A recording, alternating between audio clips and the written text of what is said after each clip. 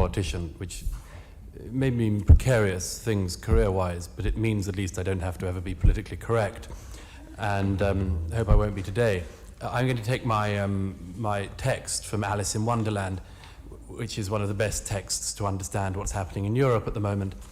And you'll all remember the conversation between Alice and the White Queen, when the White Queen tries to urge Alice to practice thinking of impossible things. And Alice says, one can't think of impossible things. And the White Queen says, nonsense. When I was your age, I used to spend at least half an hour a morning thinking impossible things. Why, I used to be able to think of at least 6 impossible things before breakfast. Well, Europeans are expected to think far more than 6 impossible things before breakfast these days, and I could be here all day if I wanted to list all of the impossible things that you and I are expected to believe. But let me just go over 4 of the impossible things which we're meant to believe, and I'll do them as briefly as I can. The first of the impossible things which we're asked to believe is that Islam is a peaceful religion. It's very evidently not. No religion is entirely peaceful, but Islam is especially not peaceful. We are, of course, always reminded that there is a problem of authority within Islam, and that is certainly true.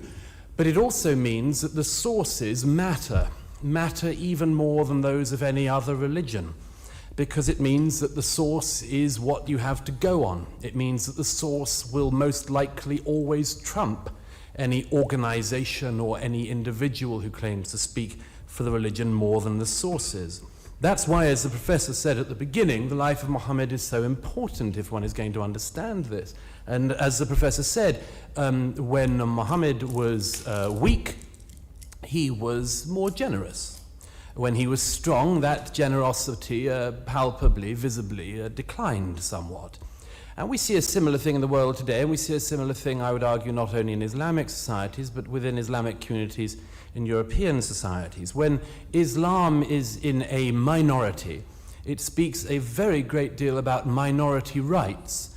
We cannot help noticing that when Islam is in a majority, or at least in a position to rule, those minority rights go out of the window. Minority rights of sexual minorities, the minority rights of religious minorities, and so on.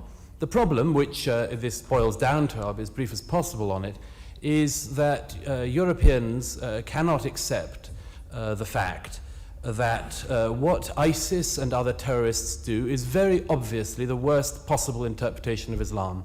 It is obviously the worst possible interpretation of Islam for Muslims worldwide, and it is obviously the very worst version of Islam possible for non-Muslims worldwide. Nevertheless, it is a plausible interpretation of the texts in front of them and the tradition from which they come. And if you doubt that, I would urge you to consider one particular source, which if there is an authority within the Muslim world you might turn to, and that is the University of Al-Azhar in Cairo. And I'm very sorry that both the Egyptian ambassador and also our friend from the Fatwa Council are absent now. But if you look at what happened last December, a year ago, a young Jordanian pilot shot down over ISIS-controlled territory. And you'll remember that he was burned alive brutally by the maniacs of ISIS. That young man was a Muslim himself, and the people of ISIS claimed to be acting in the name of Islam as well. Al-Azhar in Cairo had an extraordinary debate about this, one aspect of which was this, that the senior clerics said that what had happened should be punished, that the people who did that and burned that brave young Muslim Jordanian pilot should be punished. They should be punished, incidentally, by either being crucified or by having alternate legs and arms cut off. This was because they had broken the Islamic prohibition on the desecration of a body. You might think that crucifixion somewhat broke that prohibition as well. But they also said, very strikingly, that the thing to bear in mind about ISIS was that they were indeed terrorists, they were indeed extremists, but, quote, not to be described as heretics. Just a couple of days ago, one of very distinguished scholars, graduates of Al-Azhar, Sheikh Mohammed Abdullah Nasra, gave a televised interview in which he was asked why Al-Azhar is in the habit of denouncing secular thinkers as un-Islamic, but refuses to denounce the Islamic State as un-Islamic. And Sheikh Nasra said, quote, Al-Azhar, can't condemn the Islamic State as un-Islamic. The Islamic State is a byproduct of Al-Azhar's programs. So how can Al-Azhar denounce itself as un-Islamic? This, I simply present it as, is a very significant problem. Nevertheless, we are invited to believe the impossible and to believe every day before breakfast that Islam is a religion of peace and that there's nothing else to see. The second thing we're invited to believe that is obviously impossible is that multiculturalism works. Now, it's a very striking thing that 5 years ago, as Daniel Johnson referred to, Angela Merkel said that multiculturalism had failed. 4 years ago, President Sarkozy and Prime Minister Cameron also said that multiculturalism had failed. Yet we as Europeans are invited to believe that when migration was at a relative low point, multiculturalism had failed, whereas when migration was at such a historic high as it currently is, it could possibly work. This is a very impossible thing to believe. We're also invited to believe that the numbers don't matter, that the quantity of people coming in would not in any way particularly affect your society. There is a figure that I can't help trotting out on such occasions when I hear such things. We are often told in Britain, and I know across Europe people are told, that we are all migrant societies. This is not true. It is a bit of casuistry we've been invited to engage in. But it is true that we have had immigration throughout our history. But if you consider that the largest migration that people still speak about in Britain over recent centuries was 4 centuries ago when in 1683, in the aftermath of 1683, more than 50,000 Huguenots, French Protestants, came to the United Kingdom. Such a large migration that people still talk about it. From 1997 onwards, 50,000 immigrants was about 6 weeks of average immigration into the UK. So the numbers clearly do matter in some way, and they obviously matter as well because of a density question. Nobody in any of our countries has worked out what to do about, as it were, dispersing people who arrive in such large numbers. And the result, in different ways, in Paris, in Germany, and in England and elsewhere, is you effectively get ghettos. These ghettos have all sorts of negative things to do with them, but one which is not noted enough, I would say, but I would give one figure to you that may be relevant, is the extent to which they can cause radicalization themselves. If you go through the figures that my think tank has produced, from every single person convicted, not suspected, but convicted of terrorism-related offences in the UK, 9 out of 10 of those people who have been convicted of Islamic terrorism offences come from areas where the population is between 25 and 50% Muslim. That is around 7 to 10 times the national average.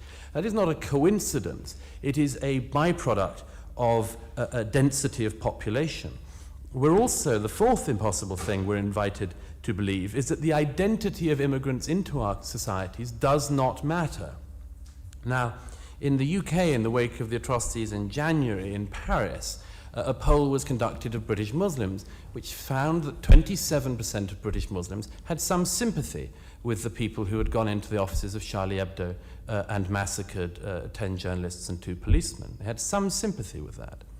Now, when I was in Denmark a few months ago speaking at the Parliament for the 10th anniversary of the Danish cartoons affair, I was very struck by speaking to a Danish politician who said that she didn't want any more Muslim immigrants in Denmark. And I said, are you sure? That's a somewhat clear, but arguably too clear policy. She said, no, why should we? Because for every 100 immigrants we bring in, there will be at least 70 who don't believe we should publish cartoons and want to limit what we say and speak about and what we publish in our newspapers. And it's a difficult argument to refute. Angela Merkel, I gather in recent days, has been in touch with the Israeli government to try to find out how the Israelis have absorbed so many people into their society so successfully in recent decades. Of course, one of the reasons why they've been able to do that is because the people coming to Israel are Jewish. It may well come as a great shock to Angela Merkel that the 1 million people she's let into her country this year are not all German Lutherans. But if you would think these politicians after a while would learn, but the problem is these politicians they're globalists. They're looking to do open borders for the most of them.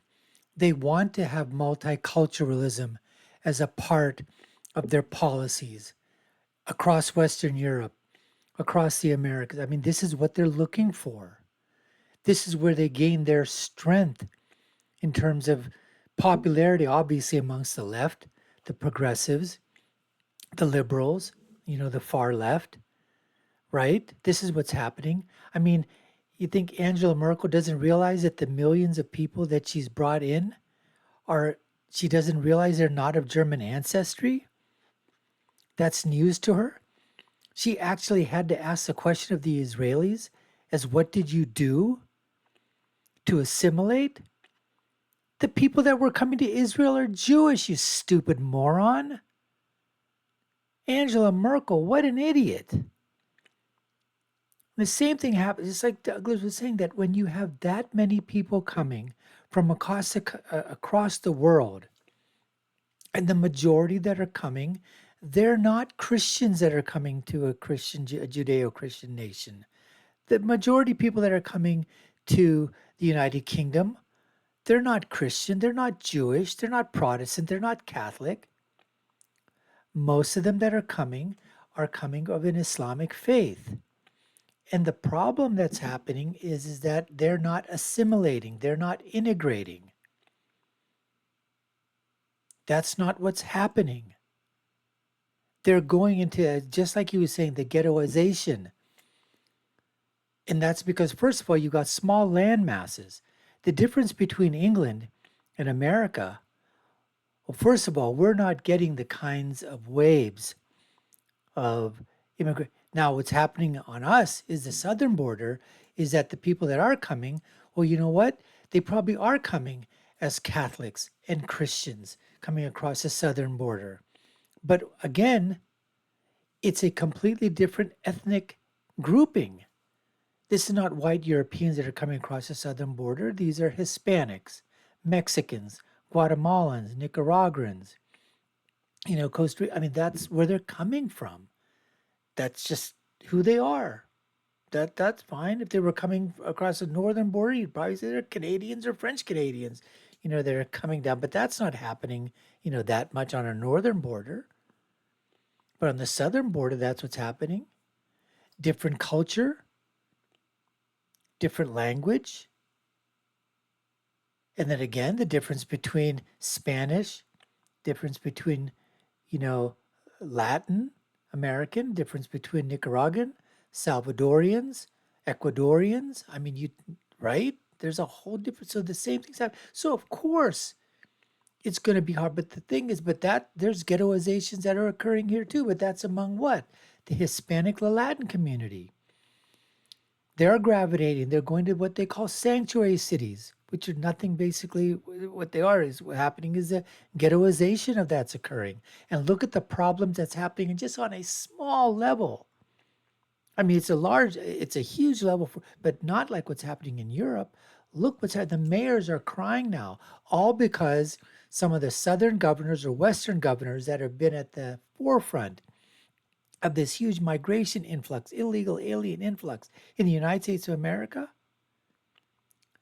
they decided to bus a few bus loads and fly a few plane loads of illegals and migrants up into, New York, Chicago, Detroit, some of these other cities, and all of a sudden now New York City can't handle it. Chicago can't handle it. And the problems that are occurring there, hotels are being used to migrant. They're taking students out of schools, use the schools to house migrants. They're getting rid of people that are on the street. They're getting rid of, homes, halfway homes, and other, units that were basically utilized for homeless people, shelters, and they're now using those for migrants over U.S. citizens. This whole thing is happening because we talk about the non-assimilation, especially amongst those that are coming, from some of these Muslim countries that are coming into England. 25, 30, 40, 50, 60%, Leeds, Birmingham, London. You know what we're talking about.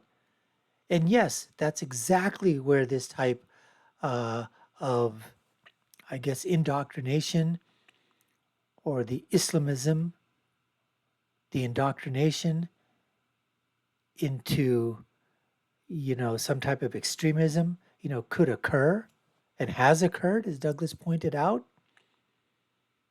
You've got to be able to disperse the populations. And the other thing is, the majority are coming as uneducated. Uneducated. These are not doctors and lawyers and whatever. And I'm not speaking, these are not your best and brightest that are coming from these countries. They're not. And that has nothing, there is a difference between the educated and the people that are less educated. People that have a trade that they were doing, and those that have absolutely no tradable skills whatsoever. Manual labor. How many jobs, how many can you skillfully employ? And in what areas? Where are they going to go? These are the questions that are trying to be answered, but they're not, and the problems are occurring. Anyways, let's get back to more of the interview and the doc with Douglas Murray. Most people do now, that there is at least a proportion of this community, and we must always remember only a proportion, not a majority, but a proportion of this community that is a problem. Let's go to the lowest possible proportion. Let's pretend that only 1% of that community has any bad ideas or bad intent towards our society. Let's just pretend 1%. Nobody can tell us why 1% of, say, 2 million people is a problem, but 1% of 4 million or 5 million people is not. This is an impossible thing. So we're asked to fib ourselves. We console ourselves with lies. We have been in Europe rewriting, among other things, our past. At any historical discussion now, anywhere in Europe, there is always somebody who raises, quite often, quite a lot of people who raise, for instance, the issue of the Islamic Neoplatonists, a very interesting corner of history. But this now bears an unbelievable load historically. People argue that the Islamic Neoplatonists are what we owe our entire civilization to, that we would be in the Dark Ages if it weren't for the Islamic Neoplatonists. At a recent event at the European Parliament I was speaking at, one of the members of the European Commission waved a copy of a book called 1001 Islamic Inventions. This, he doesn't know, is an act of dawah by the Muslim Brotherhood. But in any case, he waved this book, 1001 Islamic Inventions, which has toured the world, went even to the Science Museum in Britain, the exhibition of the book, and it's entirely fictional. But it's consoling to us. It says that Islam invented almost everything in the world. It invented cities, it invented agriculture, it invented free thought. It even says at one point that Muhammad invented the toothbrush. I'm never quite sure why they need to throw that one in. But it basically says it rewrites our societies. It rewrites our societies in an Islamic slant so that we actually owe our society to Islam. This is a lie we tell ourselves simply in order to try to get by in the situation created for us by our politicians. We then also pretend to ourselves that our values are shared by everyone, when anybody who speaks to any arrival from the Middle East will know, anybody in the Middle East will know that clearly many things, as Daniel Johnson again said, that we take for granted in Europe are most certainly not taken for granted by people in the Middle East, or let alone from sub-Saharan Africa, where such a large number of the migrants now come from. But we also fib ourselves by trying to change our present. One of the bits of casuistry which a lot of particularly secular thinkers do at the moment is to say after, for instance, a terrorist assault like that in Paris the other week, that the response must be that we abandon all faith schools, for instance. That in response to a terrorist atrocity, we must attack all religion, or deracinate a religious identity from the religious square. This is a very perverse way of ignoring a problem. It means that after somebody goes into a theatre in Paris with Kalashnikovs and suicide belts, you should shut Anglican state schools in the UK. This makes absolutely no sense. It makes no sense to strip ourselves of our own identity in response to a clear terrorist threat. The other option, of course, is that we give up some of our rights. I was disturbed to hear the references earlier to Charlie Hebdo and the references to these cartoons as abusive and primitive.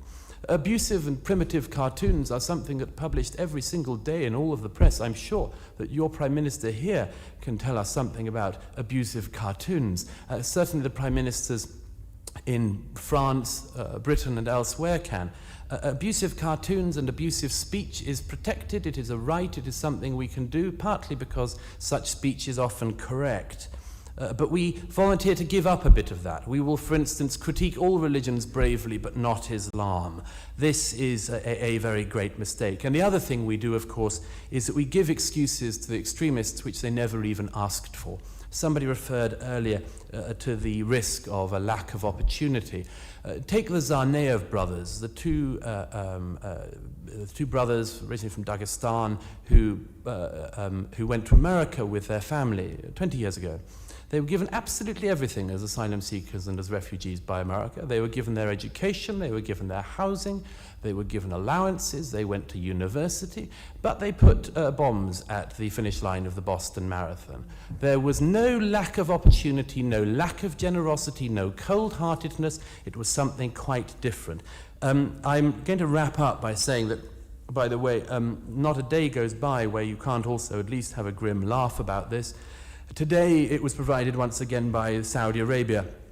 The Saudi Defense Minister, Mohammed bin Salman, this morning announced a 34-country anti-terror coalition that he was helping to put together. And he announced this, it's very unclear what it actually consists of. He announced this by saying, quote, "Currently every Muslim country is fighting terrorism individually, so coordinating is very important." It really does require a heart of stone not to laugh. If the Saudi government wants to find the causes of extremism, it can find them in its own house and palaces. It doesn't need to look around the world for them. So what do we do? Very quickly, 5 things. The first is, I think, to acknowledge that mass migration of the scale we've seen in recent years has been a great mistake. It has been a historic mistake, and we are still dealing with the consequences of it. A second thing would be to stop the mass migration. That isn't to say stop all immigration, but to stop the mass migration which is going on at the moment. A third is to acknowledge that the Muslim world is going through a civil war. It's an extremely complex civil war, and it's possible, very likely, it will outlive all of us. But therefore, it's very important that we try to any extent we can, protect ourselves from it, to shield ourselves from it, and to try to hold it off in order that our own societies do not become completely absorbed by that civil war. We try to absorb, fourthly, those people who are already here, and fifthly, we try, as somebody said earlier, to reconstruct our own societies. After decades of deconstruction from the academies and elsewhere, to reconstruct our societies. And to say we do not have to rewrite our past and our present. We do not have to be made to think impossible things. There are many, many things which we should be thinking about, and many, many good things we have that we would like to keep them, and that there is nothing wrong about saying so. Thank you. That politicians have all tried. Those are some great points that Douglas put out there at the very end. You know, mass immigration. No country is going to be able to absorb at the levels that they're talking about. And each country has to determine what its levels and its capacity is. And that globalization, open borders is not the key. Multiculturalism is not the key. All they have to do is just look at history. History will tell you what you need to see, where the mistakes were made, so that those mistakes don't continue to be made. We're not saying, as Douglas was saying, is to stop migration, but at least have at least a plan. A great thing would be meritocracy. What is it that the society needs? Is there a need for a certain, let's say, let's say the policy is we want to help the world, but you can't help the world all at once. But maybe you set up a policy and say, you know what, we're going to have a commission drawn up, see which group of people around the world need the most help. And if our policy is to bring some of them in, that might be something, I don't know. That might be a start. Or it might be based on meritocracy, a point system. And you have a certain amount of people that you're going to pick from different parts of the world, different countries. Or it could be simply you take a look, where are you deficient in terms of what are the needs of the nation? Is there a shortage of some type of work a trade, a profession that you just can't, you're dealing with a really severe shortage in that. And you need to bolster that. That needs to be there done for society. Doctors, lawyers, engineers, scientists, whatever, teachers. That would be a way of doing it. But just to basically say multiculturalism, anybody come on over, that is not going to work. And it's been shown that it has not worked.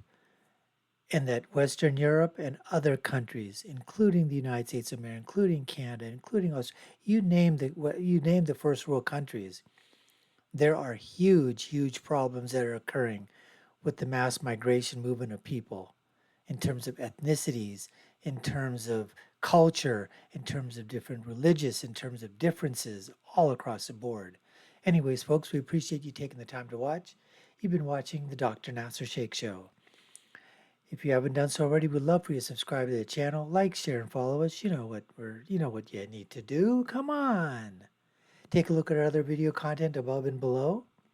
My final thought is always, when you're right, and when you're left, you're wrong. Until next time, folks, take care and stay safe.